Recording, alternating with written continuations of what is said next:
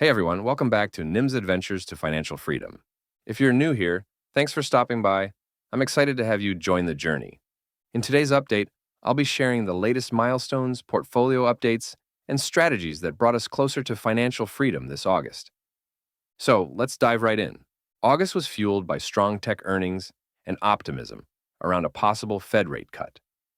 And while the headlines moved the markets, in my portfolio, I stayed focused on steady dividend income and positioning for long-term compounding. To start, the current value of my portfolio stands at $244,275. That's a total gain of $22,320, or 8.3% overall. My annual passive income now covers 31.7% of the portfolio, bringing in $77,355 annually after tax. Now let's talk about the changes I made this month. I added more to Ulti, and for the upcoming months, maybe even a full year, my plan is to keep dollar cost averaging into Ulti every single week. If you'd like to follow that journey, check out my Retire on Ulti series, where I post weekly updates. I also sold my LFGY and added more blocks for broader crypto exposure. Blocks is more diversified and doesn't cap the upside as much. On top of that, I rotated out of several YieldMax funds: TSLY, MSTY, NVDY, and Connie, and moved into Roundhill's versions: PLTW, HOOW, MSTW, TSLW, and NVDW. The reason is, when I invest in single stock ETFs, it's usually because I'm bullish on the stock itself, and I don't want my upside capped by covered calls. That said, I did keep the YieldMax funds that I originally bought with loans, just for the sake of the experiment. If you've been following along, you've seen my updates on that strategy. And finally, I sold out of MST. The 1.5 times leverage was simply too much for me.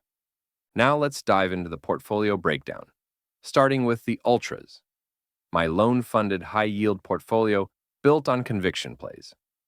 In August, the Ultras paid me $5,050, fully covering my loan payments once again. Here's how it broke down. MSTY paid $1,125. PLTY followed with $1,107. TSLY added $915. NVDY brought in $463. TSLW paid $390. Coney added $310.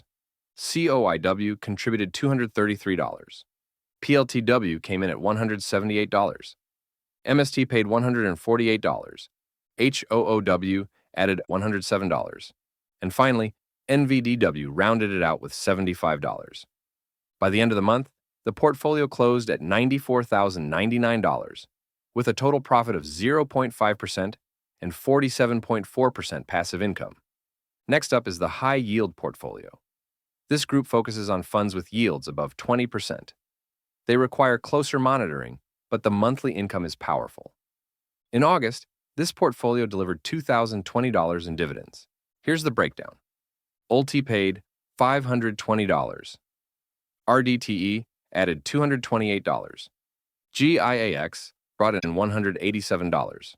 QDTE paid $184. LFGY contributed $170. XDTE added $157. YETH delivered $112. FIVY paid $108. SPYT added $105. YBTC brought in $88. GPTY added $76. Blocks paid $65. And XPay rounded it out with $20. It finished the month at $80,003, with a total profit of 2.7% and 33.9% passive income. Now onto the core portfolio, built for long-term stability and consistent income through less aggressive, more resilient funds. In August, the core portfolio paid me $372. Here's how it looked. SVOL paid $86. QQQI added $71. IWMI brought in $63. SPYI paid $59. DJIA contributed $27. T-SPY added $26. RSPA paid $15. FIAX added $13. And IDVO came in at $12. By month's end, it stood at $45,678, with a total profit of 25.7% and 9.9% passive income. Finally, the REITs and BDCs. These are real estate and business lending positions that offer strong monthly income with long-term compounding potential. In August, they paid me a total of $91. Here's what each holding contributed. Maine paid $29. O followed with $27. IYRI added $19. PFLT paid $9. ADC contributed $3. And Stag added $3.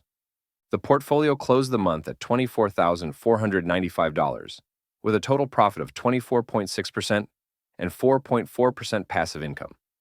With the income breakdown done, let's also take a quick look at how the portfolio is weighted overall. My largest positions are ULTI at 7.8%, TSLY at 7.1%, GIAX at 5%, PLTW at 4.2%, and NVDY at 4.2%.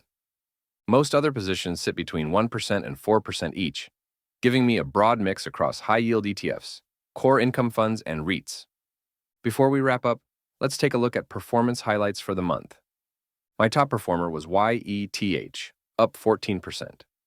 Other strong names included STAG, IDVO, and IWMI, all with gains above 6%. On the other side, my worst performer was MSTY, down 13%. Other laggards included CONI, COIW, and YBTC, each down between 5% and 8%. Even when prices dip, the dividends keep flowing. That's what drives long-term compounding. All in all, August delivered $7,532 in dividends. Another strong step forward on this journey to financial freedom. From July 29th to August 30th, my portfolio dipped 2.25%. During that same stretch, the S&P 500 gained 1.72%, the NASDAQ 100 gained 2.72%, and SCHD rose 0.62%.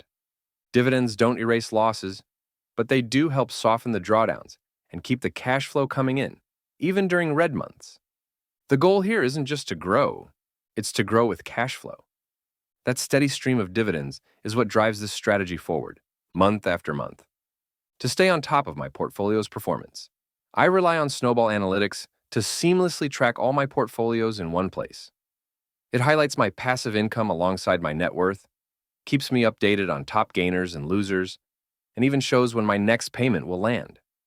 The holdings page offers a breakdown of total profit for each asset and in-depth performance analytics.